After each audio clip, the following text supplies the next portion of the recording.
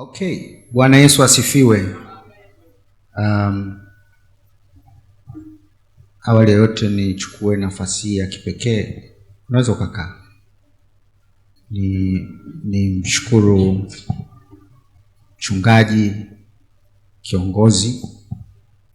Sisi watu tunawatambua ndio mababa wa nyumba hii. Ndio kwenye ufalme wa Mungu neno baba sio mwanaume.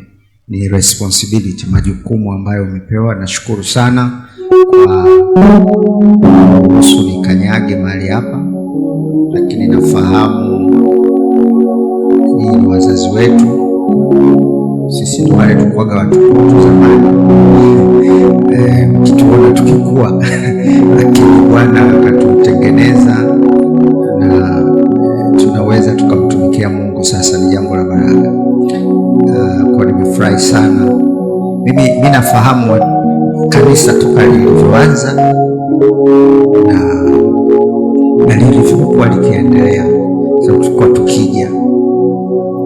tulikuwa tukishirikiana kwa zamani. Baba tulikuwa tunasoma naye kwenye huduma za vijana. So amazing kabisa. Kwa mimi nikiona hivi pia nampongeza Roho Mtakatifu kwa kazi kubwa ambayo inaendelea kufanyika, lakini hongera kwa kazi nzito namna hii. Lakini Pastor Bosco ndugu yangu kabisa huyu, naye namfahamu kwa siku nyingi, nimemuona kabla sana na kabla hajaoa na hata alipooa. Kwa hizo nyakati zote nimemuona. Mama barikiwe sana kwa ajili ya utumishi wa Mungu. Amen. Lakini nawashukuru viongozi wote wa kanisa hili na idara specific ya vijana. Tunafahamu tunakutanaga hapa na pale kwa kutoa nafasi niweze kuzungumza na kusanyiko hili takatifu sana. You're very special to me. Ni watu wa maana sana. Mungu awabariki sana. Na ongeze pia mke wangu kwa kuwa karibu na mimi. So mama mtu mzima huyo na watoto 4 wakubwa tu. Kwa watu wakimwona wanajua nimeoa juzi hasha. Tunakata miongo kadhaa. Mungu anatusaidia. Bwana asifiwe sana. Amen. So very excited. Nimefurahi sana kuweko hapa. Hebu msalimie mwenzako, mwambie na jamani mtu kawaida sana, wala usiwaze sana. Kuna wengine wameshaanza kukunjia uso kama kuna kitu wanataka ukichukue, kwa hiyo wanakunja uso. Natamani nikuwa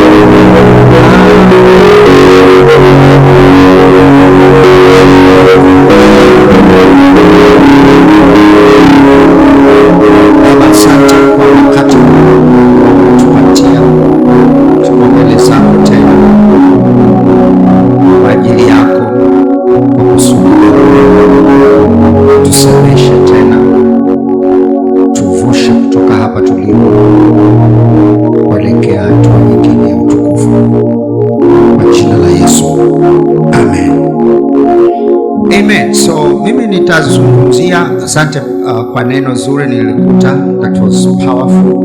Na nitazungumzia theme yetu ya leo. Inasema the rise of true worshipers. Tunaweza tukasema wote kwa sauti, the rise of true worshipers. Simeandika wenyewe, sasa mna shida gani? Someni wenyewe mlichoandika. 1 2 3. Very good. Ama kuinuka kwa waabuduo harisi au waabudu harisi. Haleluya. Sasa kuna maneno haya, mimi nitatumia hayo maneno yaliyoko hapo kuelezea tunachotaka tukipata siku ya leo. Neno la kwanza ni the rise ama kuinuka. Mara nyingi ukisikia neno I'm comfortable. Mara nyingi ukisikia neno kuinuka, kuna kitu kililala. Sasa kinatakiwa kifanye nini? Kwa hiyo uamsho, alikuwa na minister mtumishi hapa. Uamsho hautoki mbinguni. Uamsho unatoka ndani. Tuko sawa? Uamsho hautoki mbinguni. Uamsho unatoka ndani. Hebu sema uamsho hautoki mbinguni. Uamsho unatoka ndani. Kwa sababu kama ndani maini yamefeli, kama ndani moyo, figo zimekufa, hata tukapiga kelele tukasema amka wewe usinziaye, sijui atakuwa na sinziaye, lakini hata amka, kwa sababu vilivyoko ndani yake vimekufa.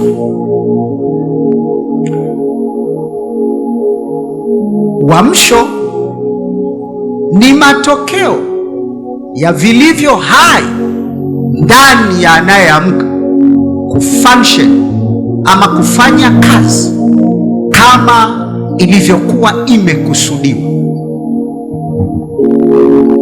Maana yake hauwezi kuamsha kitu kilichokufa ndani. Hapa panahitaji ufufuo, sio uamsho. Lakini the moment tunasema revival, neno lenyewe ni revive, yani uisha, rejesha, lete tena kwenye nafasi yake. Ni lazima vilivyoko ndani viwe viko hai. Sio kama nazungumza na mtu asubuhi ya leo, sio asubuhi, nimezoea asubuhi. Sasa hivi ni mchana. Sio kama naongea na mtu mchana wa leo. Maana yake ndani yako kusipokuwa na uzima, hakuna chochote kitakachoamka. Mara nyingi, kwa bahati nzuri au mbaya, huwa tunaamsha vile ambavyo havikupaswa kuamsha. Vilitakiwa visubirie vilivyotakiwa kuamshwa, halafu vikiamka vilivyotakiwa kuamshwa, then vingine vyote vitaenda sawa sawa na mpangilio wa kilichoamka. Hauwezi kutoka hapa kwenda Dar es Salaam ukiwa umelala chumbani kwako. Lazima utaamka. Ukishaamka, ile iliyoko ndani, hamasa, ndio itakufanya utafute gari. Kama utatembea kwa mguu, well and good, lakini utafika wapi? Dar es Salaam.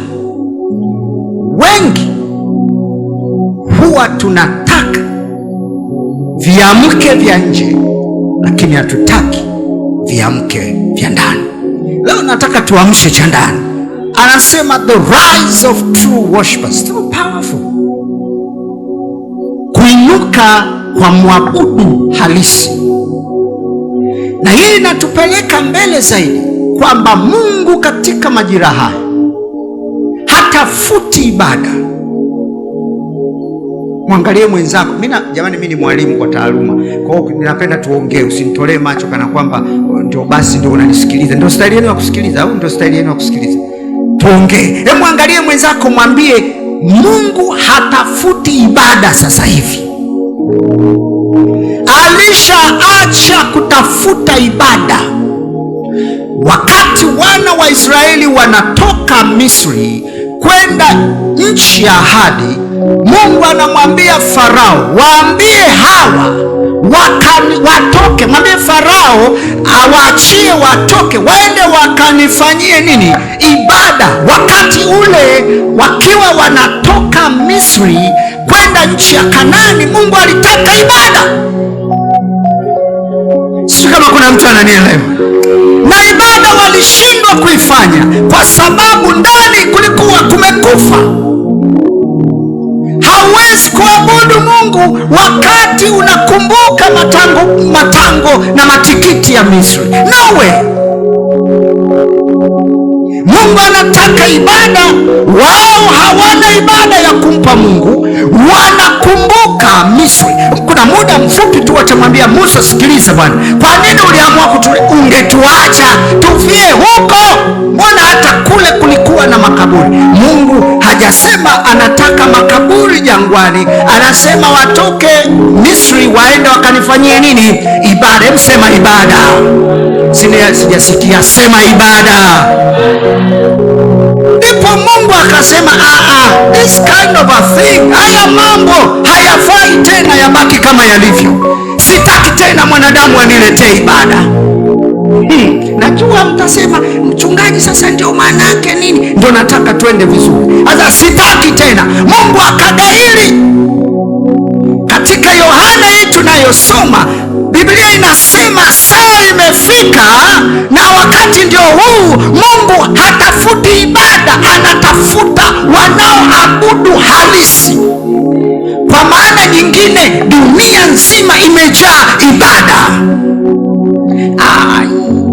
Dunia nzima imejaa ibada.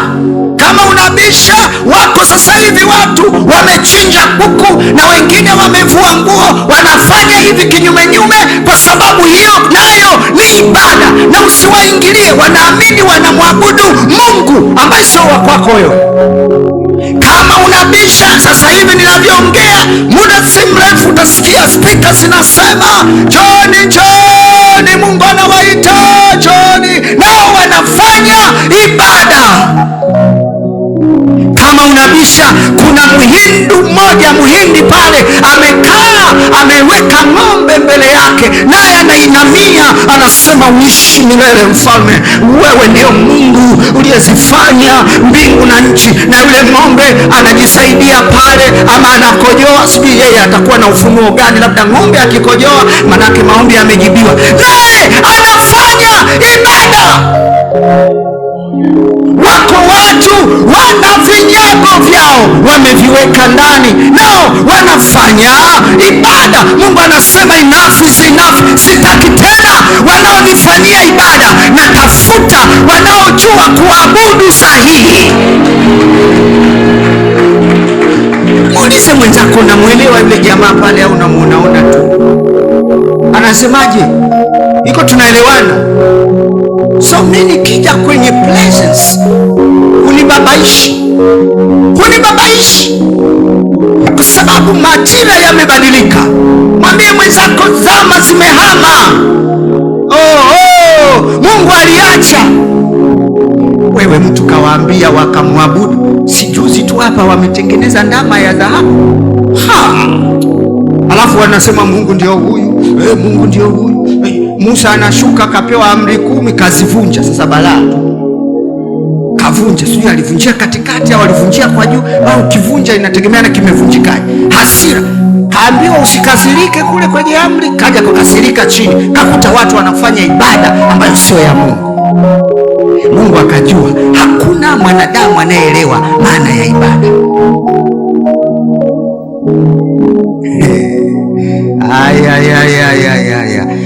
So tunasema kuinuka kwa mwabudu halisi, sio kwa ibada halisi. Mimi naogopa, samani nyie watumishi, mimi naogopa nikisikia ibada halisi na sinashtuka. Ibada halisi imeanza lini? Na ibada halisi kwa nani? Mungu hataki, anatafuta anayeabudu. Sasa ngoja nikwambie, punga mkono namna hii kama tuko pamoja. Mmepoa sana, msije mkana nini. Kwanza pale mtanifanya nini? Kwa mfano, nyinyi mnaweza kunifanya nini? mnavyoniangalia na sura zenu. Okay, sikiliza.